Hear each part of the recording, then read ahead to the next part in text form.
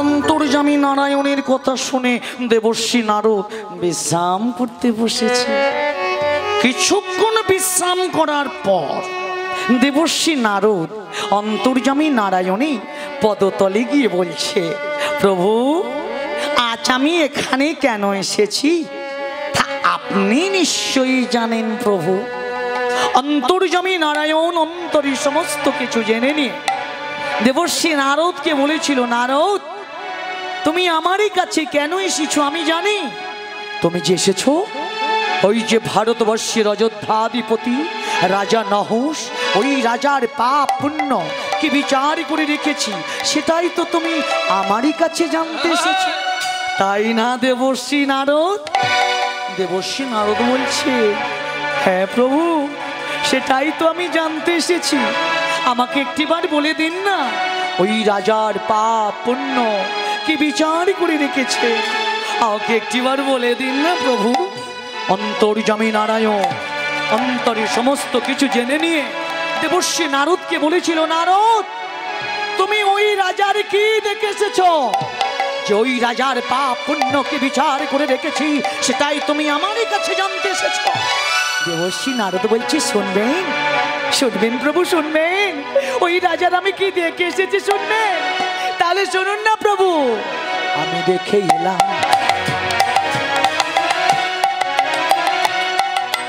নয়ন ভরি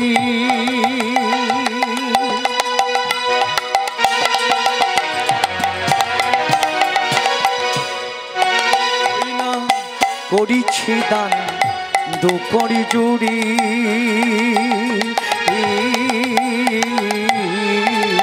আমি দেখে এলাম, আমি কি দেখে এলাম,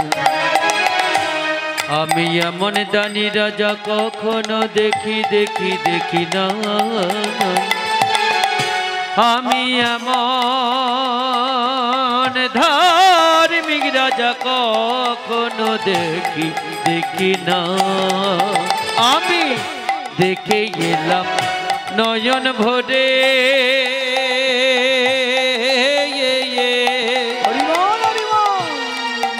ওরে করিছে দান জোরে,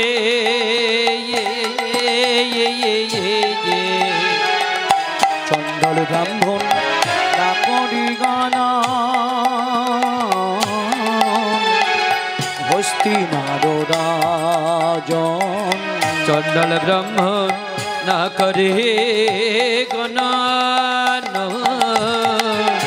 হস্তিনার রাজ, যে বা যাহা কিছুই চায়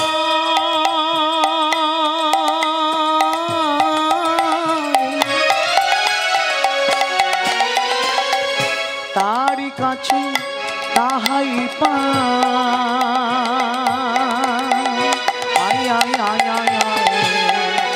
ওরে যে বাজাহা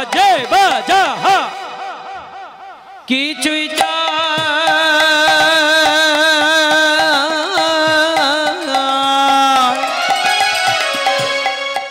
ওরে তার কাছে তাহাই পায়।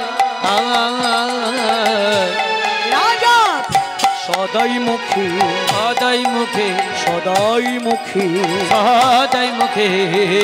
নামে সংকীর্তন, ও রাজার সদাই মুখে নাম সংকীর্তন, সদাই মুখে নামে সংকীর্তন, ও রাজার সদাই মুখে নাম সংকীর্তন, এমনই দানি কবু দেখি নাই, ওরে এমন দানি কবু দেখি না, এমনই দানি কবু দেখি নাই, ওরে এমন দানি কবু দেখি না, মনের কথা কারিবা জানাই, ওরে এমন দানি কবু দেখি না, কথা কারিবা জানাই, ওরে এমন দানি কবু দেখি না, হরি হরি বলে ভাই, ওরে গুণের কথা করে বাজানাই, হরি হরি হরি বলে ভাই, ওরে গুণের কথা করে বাজানাই, হরি হরি হরি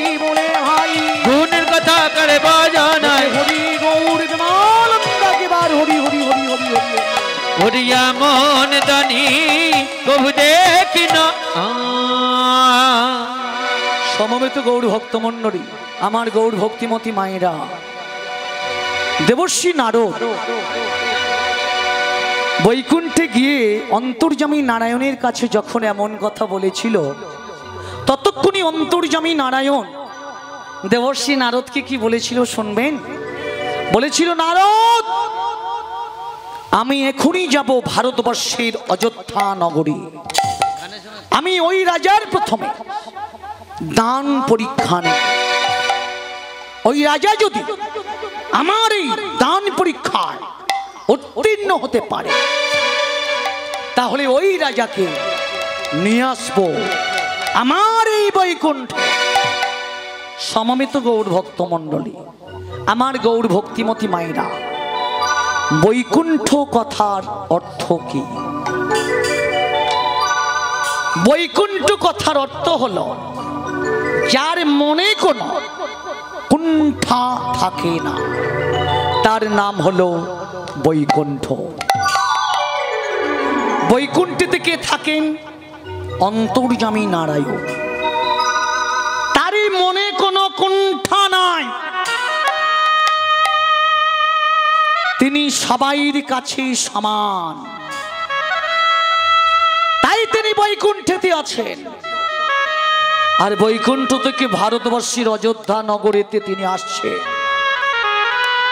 তবে নিজের রূপটি নিয়ে আসছে না, নিজের রূপটি পরিবর্তন করে এক ব্রাহ্মণ বালকের বেশে ধারণ করে ভারতবর্ষের অযোধ্যা নগরীতে আসছে। আর ততক্ষণে নহস রাজা, দানি রাজা রাজপ্রাসাদের রাজকার্য সম্পাদন করে অন্তঃপুর থেকে রাজপুরীতে যাবেন। মাঝখানে ছিল বিশাল সিংহ। সবেমাত্র নহস রাজা, দানি রাজা তার এই বাম পদটা দিয়েছে,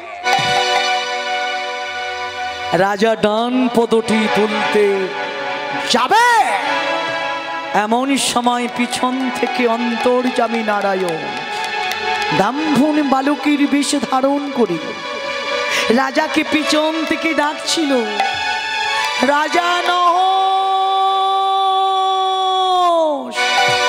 কে ডাকে? রাজা নহস। আরে তোমার শ্রদ্ধা এই ভারতবর্ষের অযোধ্যা নগরে, এই অযোধ্যাপতি নহস রাজার কে নাম ধরে ডাকে? কে আমাকে নাম ধরে ডাকছে? কে ডাকে আমার? কে আমাকে নাম ধরে ডাকে? কে ডাকে আমার? কে আমাকে নাম ধরে কে ডাকে? আমায় নহস নহস বলে ডাকে? ভারতবর্ষে কে এমন আবির্ভূত হয়েছে যে নহস রাজার নাম ধরে রাখছে? তার এত বড় স্পর্ধা যে নহস রাজার নাম ধরে ডাকে। চারিদিকে দেখছে নহস রাজা, এ তাকে নাম ধরে রাখছে। চারিদিকে দেখতে দেখতে নহস রাজা পিছন দিকে তাকিয়ে দেখছে, একই দেখি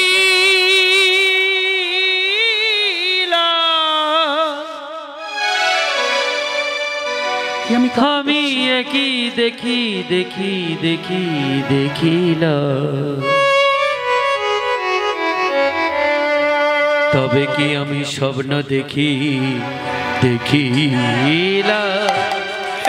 একই দেখিলা, আমি একই দেখিলা।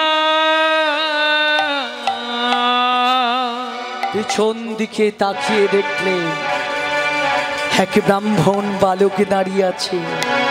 রাজা মনে মনে ভাবছিল, রাজা মনে মনে চিন্তা করছিল। অনেক ব্রাহ্মণ বালককে রাজা দেখেছিল, রাম, শ্যাম, যদু, মধু কিন্তু এমন ব্রাহ্মণ বালককে তো রাজা কোনোদিনই দেখেনি। তাই রাজা মনে মনে ভাবছিল, রাজা মনে মনে চিন্তা করছিল। আর ততক্ষণে অন্তর্যামী নারায়ণ ব্রাহ্মণ বালকের বেশ ধারণ করে রাজাকে বলেছিল, রাজা রাজা শুনেছি সবাইকে তুমি দান দিয়েছ। ও দানি রাজা, আজ আমাকে দান দেবে? অত্যন্ত প্রয়োজনে রাজা, আমাকে দান দেবে রাজা? বালক, তুমি আমার কাছে দান চাইতে এসেছো? তুমি এই ধার্মিক রাজার কাছে দান চাইতে এসেছো? তুমি এই অযোধ্যাধিপতি রাজার কাছে দান চাইতে এসেছো? তা বলো বালক, আজ তুমি আমার কাছে কি দান চাও বলো? অন্তর্যামী নারায়ণ ব্রাহ্মণ বালকের বেশ ধারণ করে রাজার কাছে দাঁড়িয়ে রাজাকে বলেছিল, রাজা সবাইকে তো দান দিয়েছ দানি রাজা, কিন্তু আজ আমাকে দান দেবার আগে তোমাকে তোমাকে এই চন্দ্র সূর্য সাক্ষী রেখে ত্রিসত্য করতে হবে রাজা। তবে ওই দান আমি তোমারই কাছে চাইব রাজা। কি বললে বালক? তুমি আমার কাছে দান চাইতেছে, আমাকে ত্রিসত্য করতে বলছো? শুনে রাখো বালক, শুনে রাখো, তুমি ভূমিকম্পে যদি পৃথিবীটা টলবল করে ওঠে, রাজার বাক্য থাকবে অটল। রাজা মুখে যা বলবে কাজেই ও তাই করবে। বলো বালক, কি দান চাও তুমি আজ আমারই কাছে? অন্তর্যামী নারায়ণ ব্রাহ্মণ বালকের বেশ ধারণ করে রাজার কাছে দাঁড়িয়ে রাজা কি বলেছিল, রাজা রাজা সবাই কিন্তু দান দিয়েছ দানি রাজা, কিন্তু আজ আমাকে দান দেবার আগে তোমাকে ওই চন্দ্র সূর্য সাক্ষী রাখতেই হবে রাজা, তবেই ওই দান আমি তোমারই কাছে চাইব রাজা। নাচুর বান্দা ব্রাহ্মণ বালক। আর ততক্ষণে নহস রাজা দানি রাজা বলেছিল, বালক তুমি আমার কাছে দান চাইতে এসে আমাকে ত্রিসত্য করতে বলছো? বেশ, আমি ওই চন্দ্র সূর্য সাক্ষী রেখে ত্রিসত্য করলাম। তুমি আমার কাছে দানে স্বরূপ যা চাইবে আমি তোমাকে তাই দেব, আমি তোমাকে তাই দেব, আমি তোমাকে তাই দেব। এমন করে যখন দানি রাজা ত্রিসত্য করেছিল ব্রাহ্মণ বালকের কাছে, ততক্ষণে অন্তর্যামী নারায়ণ ব্রাহ্মণ বালকের বেশ ধারণ করে রাজার কাছে দাঁড়িয়ে রাজাকে বলেছিল, রাজা আজ যখন আমার কাছে ত্রিসত্য করেছ, এইবার আমাকে সেই দান দাও। বলছে, কোন দান দেব বলো বালক? বলছে, সেই দান আমাকে দাও। বলছে, দান দেহ তুমি 3 হাত ভূমি, দান দেহ তুমি 3 হাত ভূমি, দেহ তুমি 3 হাত ভূমি, দান দেহ তুমি 3 হাত ভূমি, শোনো হে মহারাজ, দান দেহ তুমি 3 হাত ভূমি, শোনো হে মহারাজ, পতির দানে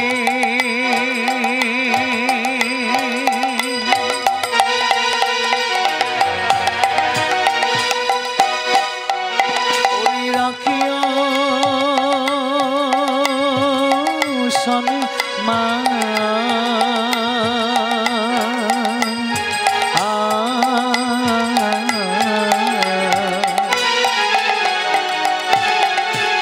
ওরে জানবে জগত জন, জানবে জগত জন, ওরে জানবে জগত জন, জানবে জগত জন, ওরে জানবে জগত জন, জানবে জগত জন। ও দানি রাজা, আজ যে আমাকে দান দেবে, ওই জগৎ জনে জানবে গো, জগৎ জনে জানবে গো, জগৎ জনে জানবে। এমন করে যখন অন্তর্যামী নারায়ণ ব্রাহ্মণ বালকের বেশ ধারণ করে রাজার কাছে 3 হাত ভূমি দান চাইছিল, ততক্ষণে নহস রাজা বলেছিল, বালক তুমি আমার কাছে 3 হাত ভূমি দান চাইছ, কিন্তু বালক আমি তো সবাইকে দান দিয়েছিলাম, ব্রাহ্মণ বৈষ্ণব চন্ডা ভিখারি, আমি তো কারোর কাছে কোনোদিন ত্রিসত্য করেও তো কাউকে দান দেইনি। তাই বলেছিল, বালক আমি তো সবাইকে দান দিয়েছিলাম,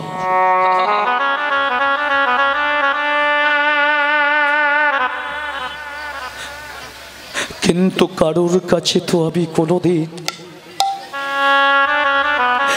ত্রিসত্য করেও তো কাউকে দান দিইনি। তাই বলেছিল, বালক আজ আমি তোমাকে ওই 3 হাত ভূমি দান দিতে পারবো না বালক। তুমি আমার কাছ থেকে আজ ফিরে যাও বালক, তুমি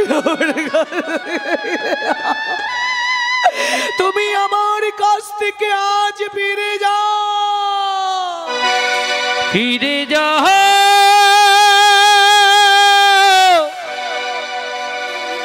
ফিরে যাও।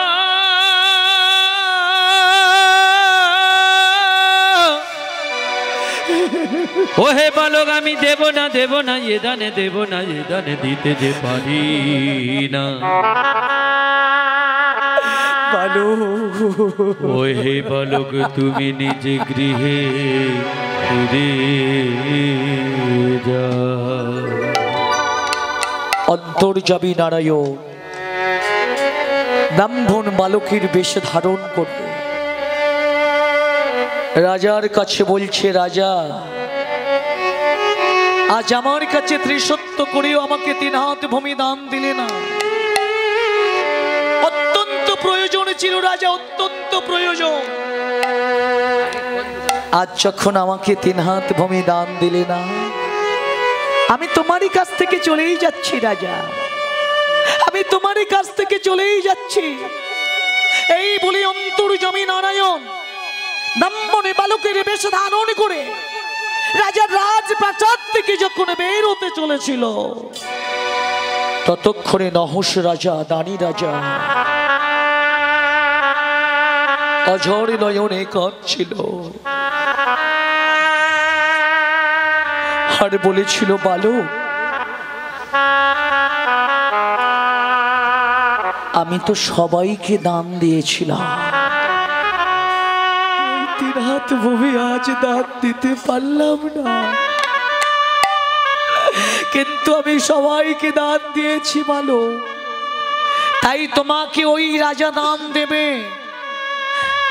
তাই আমার নহস রাজা, দানি রাজা ব্রাহ্মণ বালককে ডাকছিল, আর ব্রাহ্মণ বালককে রাজা ডাকছিল, বলেছিল, বালক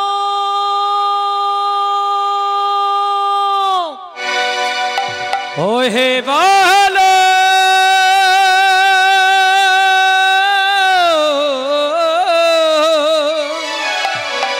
তুমি ফিরে যেও না, ওহে বালক তুমি নিজে গৃহে ফিরে চলে যেও না। নহস রাজা আবার ব্রাহ্মণ বালককে ডাকছিল। ততক্ষণে অন্তর্যামী নারায়ণ ব্রাহ্মণ বালকের বেশ ধারণ করে রাজার কথা শুনতে পেয়ে আবার রাজার রাজপ্রাসাদের দ্বারেতে এসে দাঁড়িয়েছিল।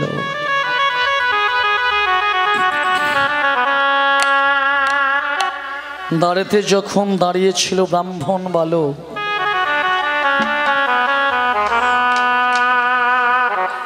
ততক্ষণে নহস রাজা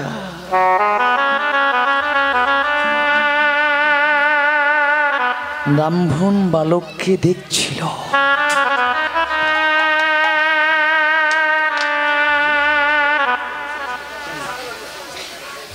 বালক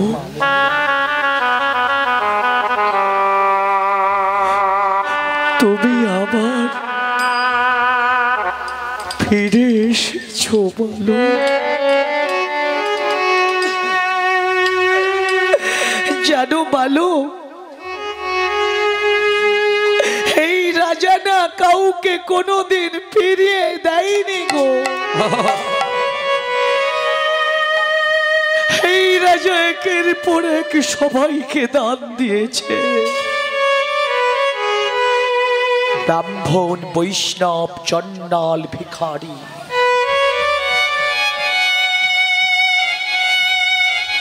তাই তোমাকেও দান দেবে মানো, তোমাকেও 3 হাত ভূমি দান দেবে এই দানি রাজা। তুমি এখানে দাঁড়াও বলো, রাজপ্রাসাদ থেকে আমি তোমাকে 3 হাত ভূমি দান দেব।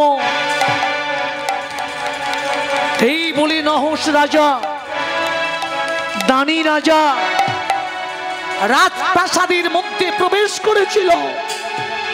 রাজপ্রাসাদের মধ্যে প্রবেশ করে অন্তপুর থেকে 3 হাত ভূমি দান করছিলেন। সবে মাত্র বলেছে 1 2 3,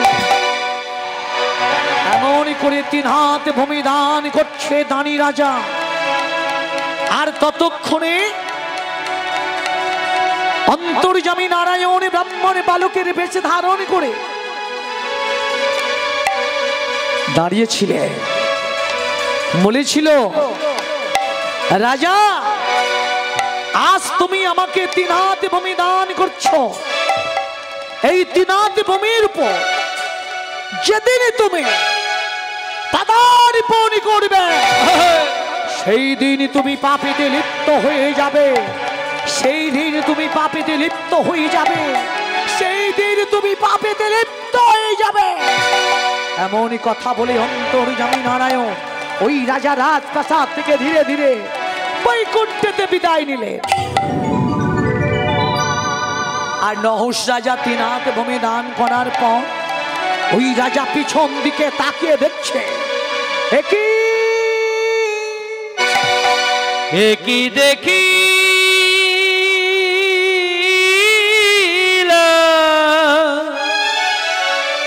কোথায় গেল ব্রাহ্মণ বালক, কোথায় গেল? আমি একই দেখি দেখি দেখি দেখিলা। আরে কোথায় গেল বলো তো ব্রাহ্মণ বালক, কোথায় গেল? তবে কি আমি স্বপ্ন দেখি দেখিলা? কোথায় গেল? একই দেখিলা। কোথায় গেল ব্রাহ্মণ? আমি একই দেখিলা। গৌর ভক্তমণ্ডলী, আমার গৌর ভক্তিমতী মায়েরা, নহস রাজা ভাবছে, নহস রাজা চিন্তা করছে যে ওই ব্রাহ্মণ বালক তার 3 হাত ভূমি গ্রহণ করেছে কিনা। এমন করে চিন্তা করতে করতে নহস রাজা, দানি রাজার দিন কেটে যায়, মাস কেটে যায়, বছর কেটে যায়। দেখতে দেখতে নহস রাজার অনেক বয়সও হয়ে যায়। আর বয়স হয়ে যাবার সাথে সাথে আমাদের প্রতিটি মানুষের মস্তিষ্কে কি হয় বাবা, কি হয় মাগো? বিকৃতি ঘটে যায়, বিকৃতি। যুবক বয়সে যে বুদ্ধি শক্তি আমাদের থাকে, বৃদ্ধ বয়সে সেই বুদ্ধি শক্তি আর আমাদের থাকে না। বুদ্ধি শক্তি হ্রাস পায়, বুদ্ধি শক্তি লোপ পায়, আর মস্তিষ্কে কি হয়? বিকৃতি ঘটে যায়। হরি বল, হরি বল। তার নহস রাজার যখন অনেক বয়স হয়ে গিয়েছিল, দানি রাজার যখন অনেক বয়স হয়ে গিয়েছিল, ওই রাজার মস্তিষ্কে একটা বিকৃতি ঘটে গিয়েছিল। কি বিকৃতি? হঠাৎ একদিন নহস রাজা রাজপ্রাসাদের মধ্যে প্রবেশ করেছিল। রাজপ্রাসাদের মধ্যে প্রবেশ করে যে 3 হাত ভূমি দান করেছিল ব্রাহ্মণ বালককে, সেই 3 হাত ভূমির উপরে গিয়ে রাজা পদার্পণ করেছে। পদার্পণ করার সাথে সাথে ওই রাজার কি হলো? ওই রাজা না, তার আত্মা নরকে শূন্য পথে ঘুরে ঘুরে বেড়াবে। তাই প্রভাতকালে বিছানা ছেড়ে উঠে নহস রাজা তার জ্যেষ্ঠ পুত্র যজাতিকে মৃত হলো গো। নহস রাজা মারাই গিয়েছে। জ্যেষ্ঠ পুত্র যজাতি তখন আর ঠিক থাকতে পারেনি। পিতার আত্মার শান্তি দেবার জন্য ছুটতে ছুটতে চলেছিল গুরুদেব বশিষ্ঠ দেবের কাছে। গুরুদেব, ও হে গুরুদেব,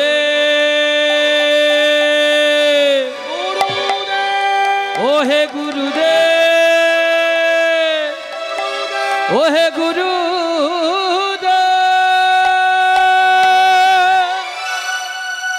ছুটতে ছুটতে গুরুদেব বশিষ্ঠ দেবের কাছে গিয়ে দাঁড়িয়েছিল।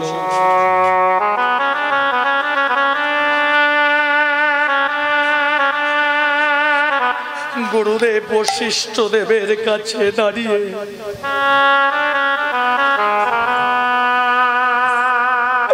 বলেছিল,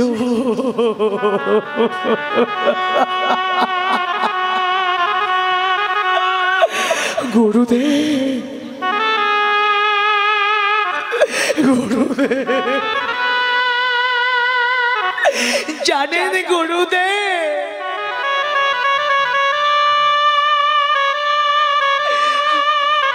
আমারই পিতা,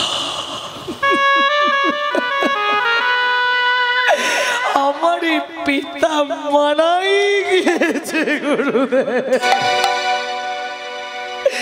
সে কি কথা, কি বলতে চাইছো তুমি যাজা? তোমারই পিতা, তোমারই পিতা মারাই গিয়েছে? হ্যাঁ গুরুদেব, আমারই পিতা, আমারই পিতা মারাই গিয়েছে গুরুদেব। তবে যে গুরুদেব, আমি যে আমার পিতার সাথে কথা দিয়েছি, আমার পিতার আত্মার শান্তি দেবার জন্য আমাকে যে নরমের চক্ষু করতেই হবে গুরুদেব। সে কি কথা, কি বলতে চাইছো তুমি যাজা? তুমি নরমেতে যজ্ঞ করবে না? তুমি নরমেতে যজ্ঞ করতে পারো না, আরো অনেক যজ্ঞ আছে। তুমি রাজস্বীয় যজ্ঞ করো, তুমি গমেতে যজ্ঞ করো, তুমি ছাক মেতে যজ্ঞ করো, তুমি অশ্বমেতে যজ্ঞ করো, তুমি নরমেতে যজ্ঞ করতে পারো না যাজাতি। তুমি নরমেতে যজ্ঞ করতে পারো না। কিন্তু গুরুদেব, আমি যে আমার পিতার সাথে কথা দিয়েছি, আমার পিতার আত্মার শান্তি দেবার জন্য আমাকে যে নরমেতে যজ্ঞ করতেই হবে গুরুদেব। আমি আমার পিতার সাথে কথা দিয়েছি গুরুদেব। আপনি একটিবার আমাকে বলে দিন, নরমেতে যজ্ঞের কি কি বিধান দেওয়া আছে? পুঁথিখানা খুলে দেখুন, নরমেতে যজ্ঞের কি কি বিধান দেওয়া আছে গুরুদেব। আমার পিতার আত্মার শান্তি তো আমাকে দিতেই হবে গুরুদেব। আপনি একটিবার পুঁথিখানা খুলে দেখুন না গুরুদেব। ন্যায় নিষ্ঠাবান গুরুদেব বশিষ্ঠ দেব আর থাকতে পারলেন না। পুঁথিখানা হাতে করে তুলে নিয়ে একের পর এক পৃষ্ঠা খুলে দেখছে, শেষ প্রান্তেও চলে এসেছে। বলছে, যাজাতি, এই পুঁথিতে তো নরমেতে যজ্ঞের কথা কোথাও লেখা নেই। যাজাতি বলেছিল, গুরুদেব, পুঁথিতে নরমেতে যজ্ঞের কথা লেখাই নেই। তাহলে আমার পিতা কি তাহলে মিথ্যা কথা বলে গেল? আমার পিতা তো প্রজাদের মঙ্গল কামনা করত, আমার পিতা তো প্রজাদের শান্তি কামনা করত, আমার পিতা তো কোনোদিন মিথ্যা কথা বলতে পারে না গুরুদেব। আপনি একটিবার পুঁথিখানা আমার কাছে দিন, আমি দেখব কোথায় নরমেতে যজ্ঞের কথা লেখা আছে। দেবেন, দেবেন গুরুদেব, ওই পুঁথিখানা আমার কাছে দেবেন, আমি একটিবার দেখব। আমার পিতার আত্মার শান্তি তো আমাকে দিতেই হবে গুরুদেব। দিন না গুরুদেব, ওই পুঁথিখানা আমার কাছে দিন। ন্যায় নিষ্ঠাবান গুরুদেব বশিষ্ঠ দেব আর থাকতে পারলেন না। বলেছিল, যাজাতি, প্রতিখানা তুমি নেবে? নাও বাবা প্রতিখানা। প্রতিখানা হাতে করে তুলে নিয়ে দেখছে, আহারে কোথায় নরমেধ যজ্ঞের কথা লেখা। একের পর এক পৃষ্ঠা খুলে দেখছে, একের পর এক পৃষ্ঠা, কোথাও নরমেধ যজ্ঞের কথা দেখতে পাচ্ছে না। শেষ প্রান্তে চলে এসেছিল, শেষ প্রান্তে মলাট ছিল, মলাটটি খুলে ফেলেছে। শেষ প্রান্তে মলাট খুলে দেখতে পেলেন, বলছে গুরুদেব এই তো বড় বড় অক্ষরে লেখা নরমেধ যজ্ঞের কথা। গুরুদেব আমার পিতা তো কোনোদিন মিথ্যা কথা বলতে পারে না। আমার পিতা তো প্রজাদের শান্তি কামনা করতেন, আমার পিতা তো প্রজাদের মঙ্গল কামনা করতেন। গুরুদেব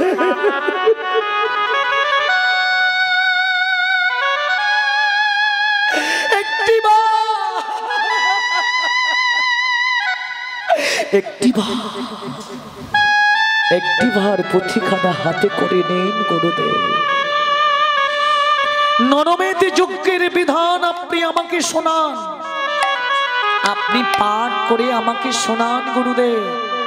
আমার পিতার আত্মার শান্তি আমাকে দিতেই হবে গুরুদেব।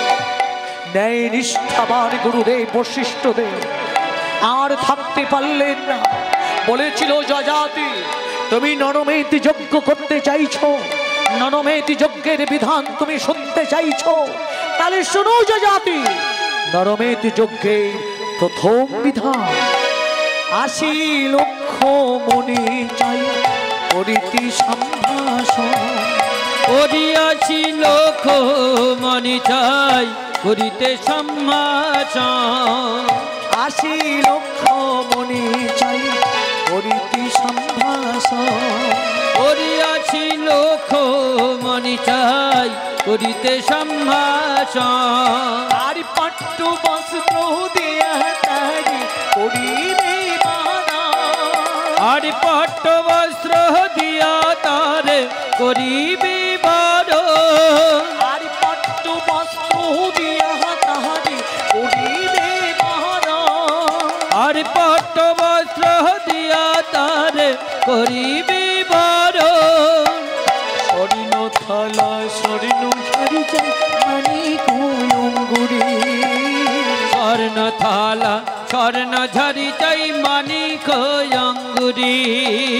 স্বর্ণ থালা স্বর্ণ ঝাড়ি চাই মানিক অঙ্গুরি। স্বর্ণ থালা স্বর্ণ ঝাড়ি চাই মানিক অঙ্গুরি। আর ৪২ যোজনে যোগ্য সাইলা দিবেন নির্মাণ করি। আর ৪২ যোজন যজ্ঞশালা দিবেন নির্মাণ করি। আর ৪২ যোজনে যোগ্য সাইলা দিবেন নির্মাণ করি। আর ৪২ যোজন যজ্ঞশালা দিবেন নির্মাণ করি। দান দিবে গো, দান দিবে গো, দান দিবে গো, ওরে দান দিবে গো। স্বর্ণ থালা স্বর্ণ ঝাড়ি, দান দিবে গো। স্বর্ণ থালা স্বর্ণ ঝাড়ি, দান দিবে গো। ৪২ যোজনে যোগ্য সাইলা দিবেন নির্মাণ করি। আর ৪২ যোজন যজ্ঞশালা দিবেন নির্মাণ করি। আর ৪২ যোজন যজ্ঞশালা দিবেন নির্মাণ করি। পারবে যজাতি? পিতার আত্মা তো শান্তি দেবী বাবা ৮০ লক্ষ মুনিকে নিমন্ত্রণ করতে পারবে? তাদের সবাইকে একটা করে পট্ট বস্ত্র দান করতে পারবে? বলো, কথার উত্তর দাও যজাতি, কথার উত্তর দাও। যজাতি বলেছিল গুরুদেব আমি পারবো, পিতার আত্মার শান্তি দেবার জন্য আমি ৮০ লক্ষ মুনিকে নিমন্ত্রণ করতে পারবো, তাদের সবাইকে একটা করে পট্ট বস্ত্র আমি দান করতে পারবো গুরুদেব। গুরুদেব নরমেধ যজ্ঞের আর কি বিধান দেওয়া আছে আমাকে বলে দিন না গুরুদেব। ন্যায় নিষ্ঠাবান গুরুদেব বশিষ্ঠদেব বলেছিল যজাতি নরমেধ যজ্ঞের দ্বিতীয় বিধান তুমি শুনবে, তাহলে শোনো যজাতি নরমেধ যজ্ঞের দ্বিতীয় বিধান। পঞ্চরত্ন পঞ্চ শস্য আনবি রাশি রাশি। পঞ্চরত্ন পঞ্চ শস্য আনবে রাশি রাশি। পঞ্চরত্ন পঞ্চ শস্য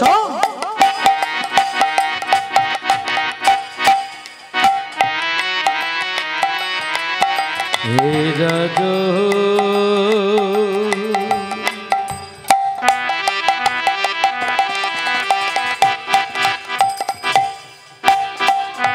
হে যে যে যে যে যে যে যে যে রাজন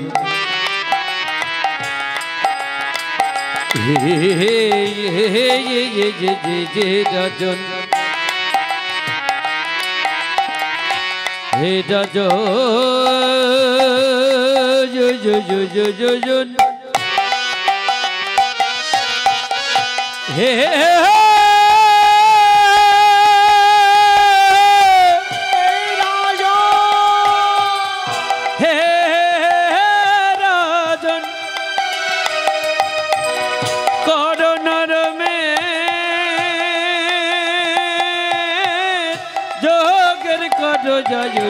হে যোজন হে যে যে যে যে যে যে যে যে রাজো রাজো করো নরমে যোগের করো আজ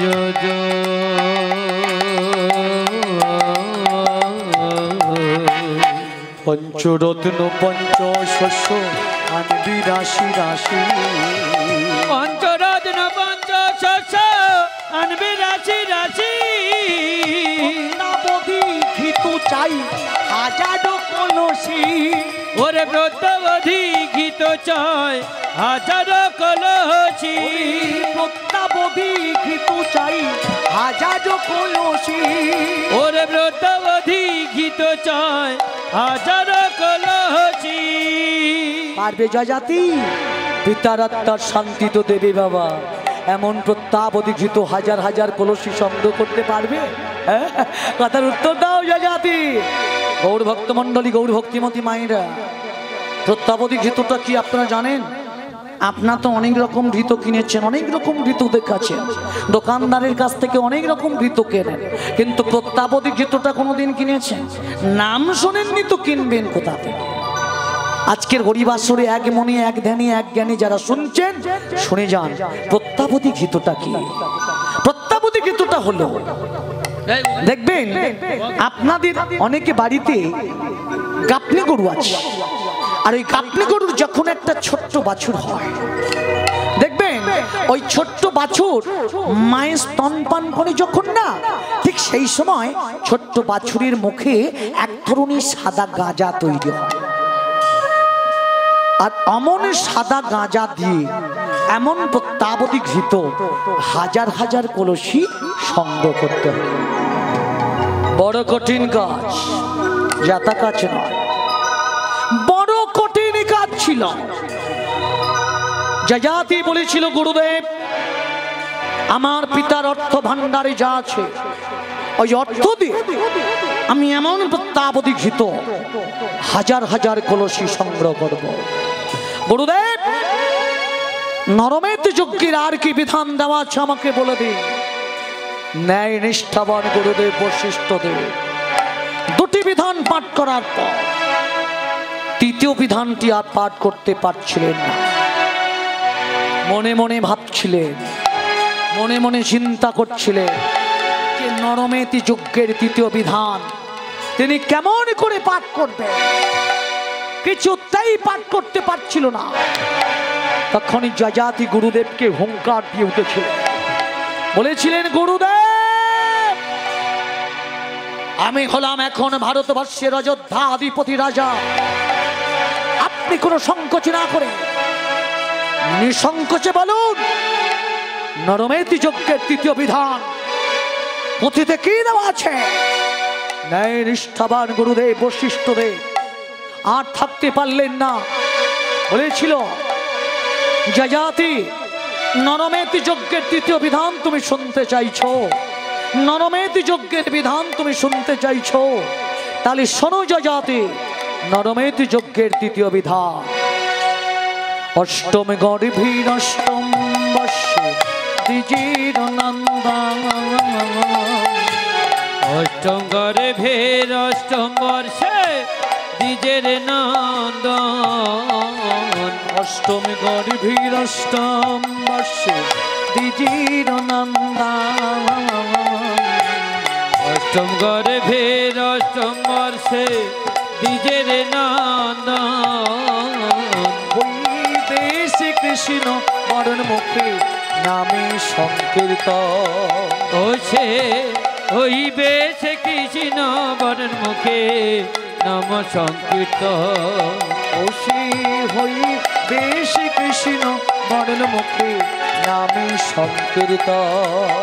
ও সে হইবে সে কৃষ্ণ বরণ মুখে নাম সংকীর্তন। মুখে হরি হরি বলিবে, হরি হরি বলিবে, হরি বলিবে, হরি হরি বলিবে, বাহু তুলি নাচিবে, হরি হরি বলিবে, বাহু তুলি নাচিবে, হরি হরি বলিবে।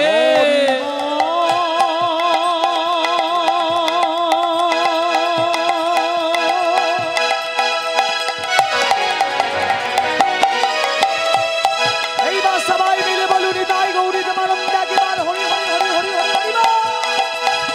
হরি বল,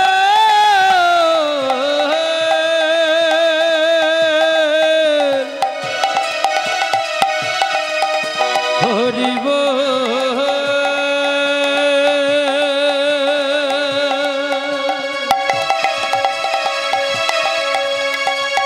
হরি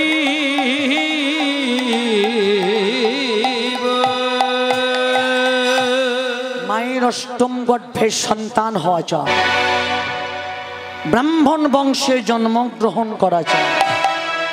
গৌর বর্ণ হলে চলবে না, কৃষ্ণ বরণ শিশু হতে হবে। সদাই সে মুখে গাইবে কৃষ্ণ নাম, সদাই সে মুখে গাইবে হরি নাম। এমন শিশুকে নিজ হস্তে ঘৃতমর্দন করতে হবে। সর্বঙ্গে ঘৃতমর্দন করার পর ওকে অগ্নিকুণ্ডের মধ্যে নিক্ষেপ করতে হবে। নিক্ষেপ করার পর ও যদি জ্বালা, ও যদি যন্ত্রণা ক্রন্দন করে ওঠে, তাহলে তোমার ওই নরমেতি চক্ষু পূর্ণ হবে না বাবা। এমনই কথা শুনতে শুনতে রাজা যযাতি পাথরের মতো হয়ে গিয়েছিল।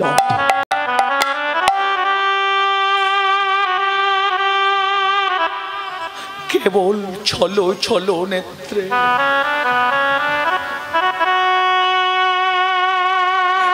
গুরুদেবকে বলেছিল, গুরুদেব গুরুদেব, একদিকে একটা নিষ্পাপ শিশুর জীবন, অন্যদিকে পিতার আত্মার শান্তি, আমি কোন দিকে যাব বলুন না গুরুদেব। ন্যায় নিষ্ঠাবান গুরুদেব বশিষ্ঠদেব বলেছিল, যযাতি তুমি কাঁদছো বাবা, কেঁদো না কেঁদো না, এর জন্য তোমাকে একটা গহিত কর্ম অবলম্বন করতে হবে। বলছে গহিত কর্মটা কি আমাকে বলে দেবেন গুরুদেব? বলছে যযাতি গহিত কর্মটা শুনবে, তাহলে শোনো যযাতি গহিত কর্মটাই কি। আজ মনি মুকিতা হীরা সোনার পয়সা পদ্ম করি করি রাখে। আজি মনি মুক্তা হীরা সোনার পশুরা শূন্য করে করি রাধে। আজ মনি মুকিতা হীরা সোনার পয়সা পদ্ম করি করি রাখে। আজি মনে মুক্তা হীরা সোনার পছরা পূর্ণ করে গরিরথে এক শিশুর লাগিয়া বেড়াবে ঘুরিয়া শিশুর লাগিয়া বেড়াবে ঘুরিয়া শিশুর লাগিয়া বেড়াবে ঘুরিয়া শিশুর লাগিয়া বেড়াবে ঘুরিয়া ভারতের পথে পথে হই না ভারতের পথে পথে ভারতের পথে পথে ভারতের পথে পথে ভারতের পথে পথে হই না ভারতের পথে পথে ভারতের পথে পথে পথে পথে রথ ঘোড়াইবে ওরে পথে পথে রথ ঘোড়াইবে পথে রথ ঘোড়াইবে পথে পথে রথ ঘোড়াইবে বহুতি শিশুরি সনে পথে পথে রথ ঘোড়াইবে বহুতি শিশুরি সনে ওরে পথে পথে রথ ঘোড়াইবে ভারতের পথে পথে ভারতের পথে পথে ওই না ভারতের পথে পথে ভারতের পথে পথে ওই না ভারতের পথে পথে ভারতের পথে পথে বাবা তুমি একটা কাজ করো, তুমি গৃহেতে ফিরে যাও আর সারথীকে গিয়ে বলো মণি মুক্তা হীরা দিয়ে রথ সাজিয়ে নিতে। ওতে যদি না হয় অর্ধেক রাজত্বের দলিলটির সাথে করে পাঠিয়ে দিও। আর ওই সারথীর প্রথম কাজ কি হবে জানো? ওই সারথীর প্রথম কাজ হবে ৮০ লক্ষ মুনিকে নিমন্ত্রণ করা। দ্বিতীয় কাজ কি হবে জানো? ব্রাহ্মণ সন্তান খ্রিস্টবরণ শিশু ৮ বৎসর বয়স এমন শিশুকে ক্রয় করা। এমন কথা বলার সাথে সাথে না জাতি কি করলেন, গুরুদেবীর আশীর্বাদ মাথায় নিয়ে চললেন। নিজ গৃহেতে ফিরে এসে সারথীকে ডাকছিল, সারথী, ও সারথী, কোথায় তুমি? ও এখানে চুপচাপ বসে বসে খেলছ? এখনই রথ নিয়ে বের হয়ে পড়া, মণি মুক্তা হীরা দিয়ে রথ সাজিয়ে নাও, অর্ধেক রাজত্বের দলিলটি সাথে করে নাও। আর শোনো সারথী, তোমার প্রথম কাজ কি হবে জানো? ৮০ লক্ষ মুনিকে নিমন্ত্রণ করা। দ্বিতীয় কাজ কি হবে জানো? ব্রাহ্মণ সন্তান খ্রিস্টবরণ শিশু ৮ বৎসর বয়স এমন শিশুকে ক্রয় করা। এমন কথা বলার সাথে সাথে সমন্ত্র সারথী রথ নিয়ে চললেন কোথায়? পূর্ব ভারতের দিকে। কার নাম করতে করতে চলেছে? শিউরির নাম করতে করতে। আর শ্রী হরি বলি শুভযাত্রা হইল, বলি শুভযাত্রা হইল, শ্রী হরি বলি শুভযাত্রা হইল। আজ শ্রী হরি বলে শুভযাত্রা হইল। নানা দেশান্তরে রথ ঘুরিতে লাগিল, নানা দেশান্তরে রথ ঘুরিতে লাগিল, নানা দেশান্তরে রথ ঘুরিতে লাগিল, নানা দেশান্তরে রথ ঘুরিতে লাগিল। নানা দেশে ভ্রমণ করে শিশুর লাগিয়া, নানা দেশে ভ্রমণ করে শিশুর লাগিয়া, নানা দেশে ভ্রমণ করে শিশুর লাগিয়া, নানা দেশে ভ্রমণ করে শিশুর লাগিয়া। আজ সমন্ত্র সারথি চলে মণিমুক্তা লইয়া, সুমন্ত্র সারথি চলে মণিমুক্তা লইয়া, সমন্ত্র সারথি চলে মণিমুক্তা লইয়া। আজ সুমন্ত্র সারথি চলে মণিমুক্তা লইয়া। শ্রী হরি বলি শুভযাত্রা হইল, আজ শ্রী হরি বলে শুভযাত্রা হইল, শ্রী হরি বলি শুভযাত্রা হইল। আজ শ্রী হরি বলে শুভযাত্রা হইল। হরি বল।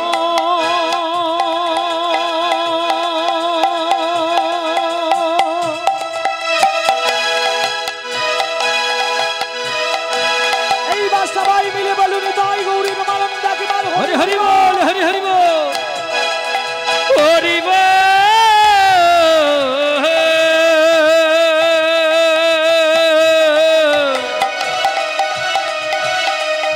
হরি বল,